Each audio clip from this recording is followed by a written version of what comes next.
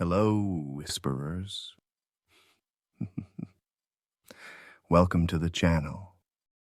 If you enjoy tonight's tale, don't forget to like, subscribe, and share.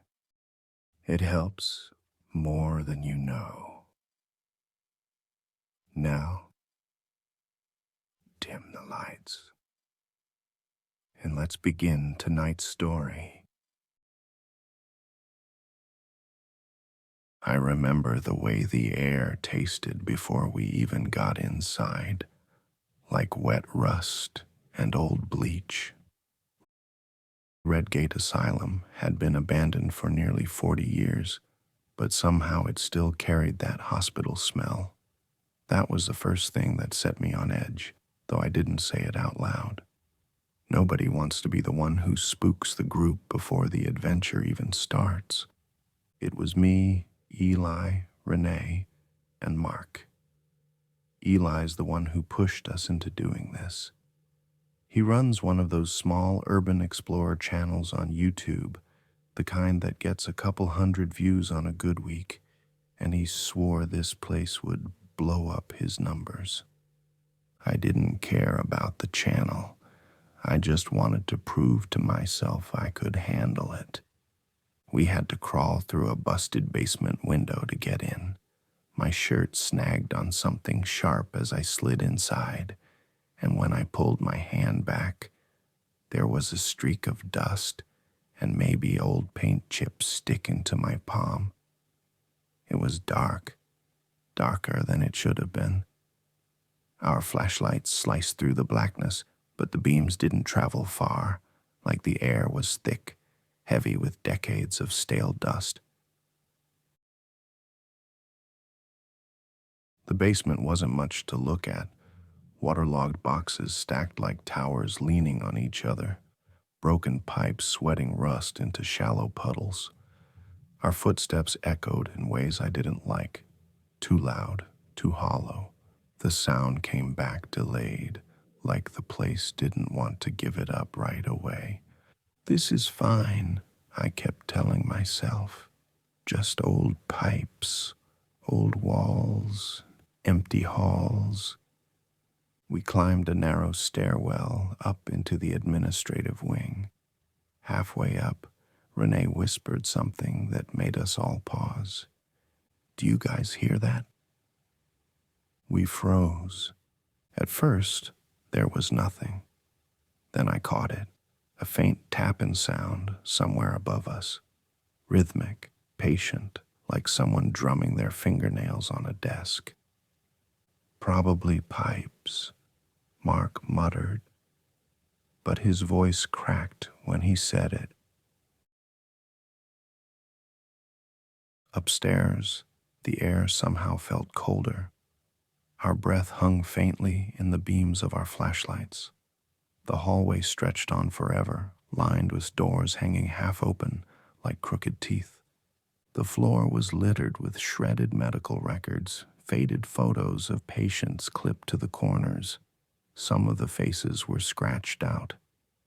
Halfway down the hall, Eli found a rusted wheelchair tipped on its side, one wheel still faintly spinning, as if we'd startled it. "That's creepy as hell," Renee muttered, keeping close to me. At the far end of the hall, something banged, sharp, metallic, loud enough to rattle through my chest. Eli grinned like an idiot, shoving the camera in my face. "Hear that? That's content."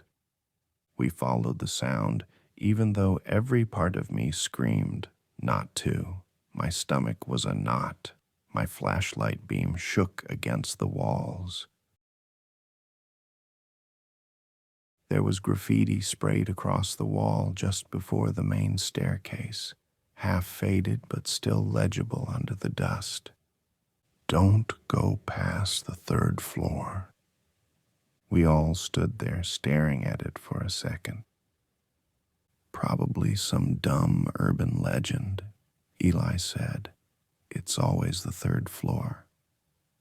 But something about the way the paint had streaked smeared down like someone had written it in a rush, set my teeth on edge. Mark laughed nervously. Yeah, well, we're just getting B-roll. Nobody said anything about going upstairs anyway. We spent another 10 minutes exploring the old patient wing, ducking in and out of rooms filled with overturned beds and moldy curtains. Most of them looked the same, except one. I stopped at a door marked Treatment Room 4. The glass in its observation window was spider-webbed with cracks. Inside, the straps on a rusted gurney were still buckled tight, as if someone had been restrained there and never freed. I swallowed hard and turned to walk away when I saw something move at the end of the hall. It was just a shape, backlit faintly by my friend's flashlights further down, but it looked like someone stepped into a doorway, and when I raised my light to check, the hall was empty. We regrouped at the grand staircase. Above us, the stairs curled up into total darkness. I don't know why I looked up. Maybe it was instinct. Maybe it was the weight in the air. Somewhere above us, I heard it, a long, slow drag across the floorboards. Eli, I whispered. Yeah? Tell me you heard that. He did. We all did. Renee whispered, There's nobody up there, right? Nobody answered. Eli raised his camera and smiled like this was all part of the plan, but his hand was trembling. Third floor's where the stories come from, he said softly. Then, without waiting, he started climbing the stairs. And we followed. We'd only been inside Redgate for maybe 40 minutes, but it already felt like hours. Time didn't work right in here. Every step echoed too long. Every shadow stretched too far. I kept thinking about that sound upstairs, that slow, dragging shuffle, and how none of us had actually decided to follow it. We just did. The second floor landing creaked under our weight. Paint peeled off the walls in brittle curls, like dried skin. The ceiling tiles sagged in places, heavy with water damage. Someone had painted a crooked, smiley face across one wall in flaking red. Eli muttered something about grabbing killer B-roll and kept pushing ahead. My flashlight passed over a long hallway lined with closed patient doors. It was darker up here, the air thicker somehow. There was a dampness to it, like breathing through wet cloth. Mark, you're closest, Eli said, shoving the camera into his hands. Go open that door, the one on the left. Mark gave a tight laugh, the sound brittle and thin. Yeah, sure. No problem. Totally fine. He reached for the knob. It wouldn't budge. The sound of him jiggling it echoed down the hall, louder than it should have been. Then, from somewhere ahead, came a sharp metallic crash, like a gurney tipping over. Everyone froze. Sounded close, Renee whispered. Eli swallowed. Content, he said, like saying it out loud would make it less terrifying. We moved toward the sound anyway, because of course we did. Halfway down the hallway, I felt it, cold air moving past my ankles. Not a breeze, not airflow, more like someone exhaling on the back of my legs. I spun around, light cutting across empty space. Renee was behind me, hugging herself against the chill. You felt that too, she said, not a question. Before I could answer, we heard it again. The dragging sound, slower this time, closer. Eli pointed his camera toward the far end of the hall, where the darkness swallowed everything past our beams. "Hello?" he called out, because apparently he wanted us to die first. Something shifted up there. Not footsteps exactly, not even movement, just weight, like the air pressed down harder on that side of the hallway. Then came the whisper. It was faint, almost lost under the hum of our flashlights, but I swear I heard my name. Just once, spoken softly, like someone testing the sound of it. I spun around, light jerking over walls, doors, peeling paint. Nothing. Mark laughed nervously. We should split up, cover more ground. Renee shot him a glare sharp enough to cut glass. Yeah, that's a great idea. Let's do exactly what every dead idiot in every horror movie does. But Eli was already walking toward the end of the hall, muttering about needing a hero shot. That's when we heard it, a soft click, somewhere behind us. I turned just in time to see a door, one of the patient rooms we'd walked past minutes earlier, slowly, silently swing shut. "Mark," Eli whispered. Mark was gone. We bolted to the door, Renee pounding on it with the heel of her hand. "Mark, open up. Quit screwing around." No answer. I tried the handle, locked solid. There was no sound inside, no footsteps, no shifting weight, not even breathing. Eli backed away, camera trembling in his grip. "Wasn't locked before," he muttered. Something on the other side of the door scratched, slow and deliberate, then stopped. We forced the door open, or tried to. Eli threw his shoulder into it, and it finally gave, but the room was empty. No windows, no other exits. Dust so thick on the floor you could see our footprints leading in, and nothing else. Renee turned in a slow circle, hugging her arms tight to her chest. "Where the hell is he?" Eli swung the camera around the room, breathing too fast. "He didn't walk out. He didn't. There's nowhere to." A loudspeaker crackled to life overhead, drowning him out. "Ward C, patient 471, treatment commencing." The speaker died with a squeal of static. We stood there, frozen, the silence rushing back in like a tide. That's when we heard Mark scream. Not far, not muffled. It came from above us, the third floor. "Hell no," Renee said. "We're leaving. Now." I wanted to agree. I should have agreed. But Eli was already moving toward the stairs, breathing hard, camera locked on his shoulder. I tried one last time. "Eli, we shouldn't." The dragging sound interrupted me, louder this time, faster, coming straight from the staircase above. Eli whispered, "Third floor's waiting," and started climbing.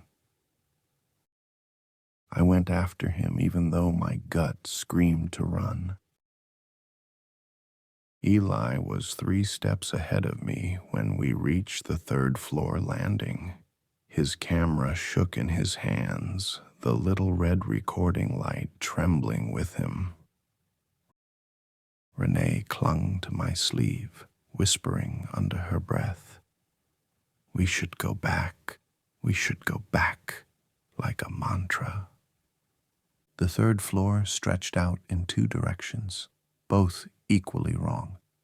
The air was colder here, sharp in my lungs like I'd swallowed glass. It smelled different too, not just mold and dust, copper. A loudspeaker above us popped once and whispered static into the silence. Then, softly, treatment commencing. We turned down the left hallway. I don't remember deciding to. It was like the words pulled us forward. At first, everything looked the same. Doors lined the corridor, each labeled with peeling patient numbers. Flashlight beams shook against faded paint and cracked tiles. Then I noticed something wrong. Every door was open. Every room was empty, stripped bare, like the patients had never been here at all. Beds gone, curtains gone, no debris, no dust, just blank spaces where life used to be. And then came the sound. Dragging. Not slow anymore. Faster now, closer. Eli turned, camera aimed at the dark stretch of hall behind us. "Mark," he whispered, though I don't think any of us believed it. The dragging stopped. Somewhere nearby, a wheelchair slammed into a wall. The echo ran up and down the hallway like a scream. Renee jumped, grabbing my arm hard enough to bruise. "Mark's dead," she breathed. "He's dead. We need to leave." Before I could answer, lights exploded overhead. Not turned on, exploded. Glass rained down in glittering chunks. For the first time since we got here, the building lit up in strobes. And in that flickering light, I saw something move across the hallway up ahead. Not Mark, not human. It was hunched, skeletal under a hanging hospital gown, straitjacket straps dangling loose. Its limbs were too long, joints bending the wrong way, shoulders sharp beneath translucent skin. Two horn-like ridges bulged under its scalp, stretching the flesh tight until it almost tore. Its face was wrong. I don't know how else to say it. Like trying to focus on a bad TV signal. Features blurred, twitching, rearranging faster than my brain could follow. I blinked, and it was gone. We ran. No plan, no direction. Just away. Footsteps slapped against cracked tiles. Renee sobbing behind me. Eli breathing like he was choking. Doors along the hallway slammed one by one as we passed, each bang louder than the last. The loudspeaker came alive again, whispering in broken static.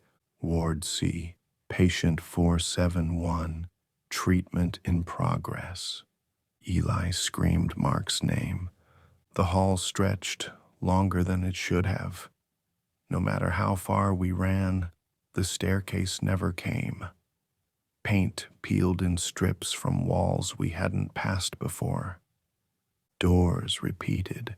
I swore we ran by the same treatment room 4 3 times. Redgate wasn't just haunted, it was alive. Renee tripped and went down hard.